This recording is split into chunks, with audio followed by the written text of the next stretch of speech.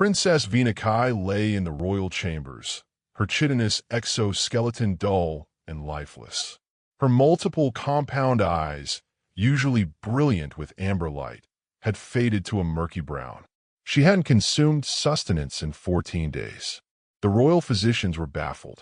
The empire's finest healers could find nothing physically wrong with her. But something inside her was breaking. Queen Morsith stood vigil beside her daughter's bedside, her massive frame trembling with anguish. The Queen of the Krell Empire, ruler of 17 star systems, commander of 1,000,000 warships, was helpless. Her daughter was wasting away, and no one could understand why. She refuses everything, the head physician reported.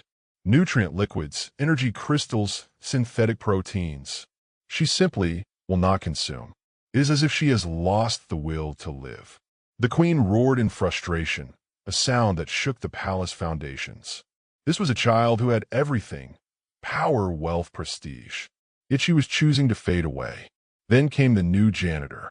Tom Mackenzie was a simple human who'd been hired weeks ago to maintain the lower corridors of the palace.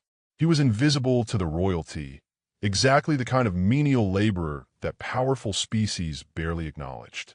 His job was to clean, not to save lives. But Tom noticed things.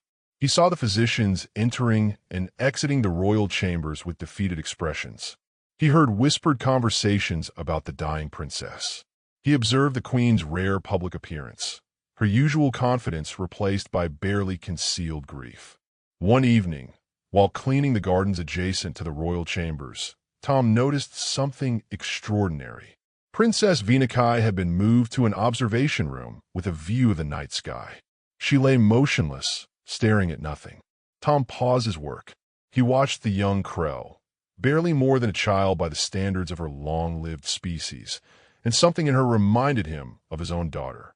Before the illness took her, before he'd lost her to a disease no one could cure, he understood despair. Tom made a decision that could have cost him his job. He left his cleaning station and approached the royal guards. The massive Krell warriors barely spared him a glance.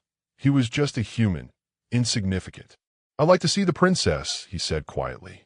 The guards laughed, a harsh, grinding sound like metal scraping stone. "Absolutely not," one snarled. Tom didn't argue. He simply walked away.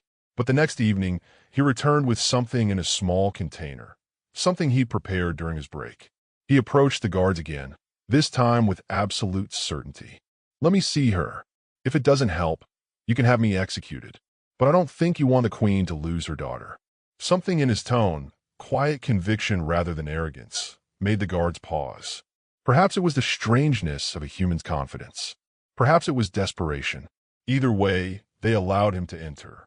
Princess Venus' eyes barely registered his presence. The human was beneath her notice. Tom knelt beside her, and with careful hands, he opened the container. Inside was something he'd created from basic human ingredients: bread he'd baked, honey from the palace gardens, and a fruit paste made from earthly plants he'd cultivated in secret. "I lost someone I loved," Tom said softly, speaking to the princess as if she were not royalty, but simply a suffering child. She wouldn't eat either, not because of her body, but because her spirit was broken. Nothing the doctors made could help her.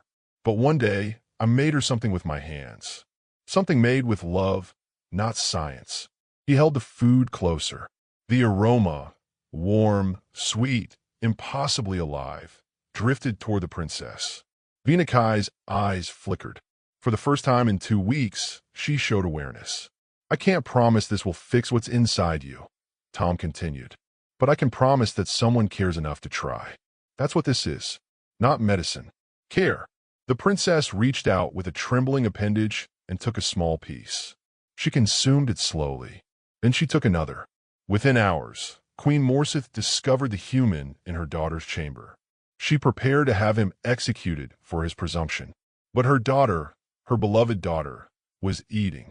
For the first time in weeks, life was returning to her eyes. "Who are you?" the queen demanded.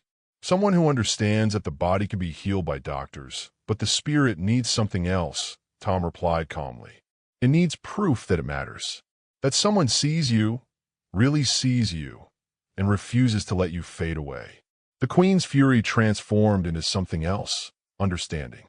She realized her daughter's illness wasn't physical. It was existential. The princess had felt unseen, uncared for beneath the weight of royal expectation. Tom was given a position in the royal household, not as a janitor, but as the keeper of the royal kitchens. And every meal he prepared carried the same ingredient that had saved a princess, the unmistakable flavor of genuine human care. The Krell Empire learned that day what they had forgotten. Sometimes, healing requires not advanced science, but simple humanity.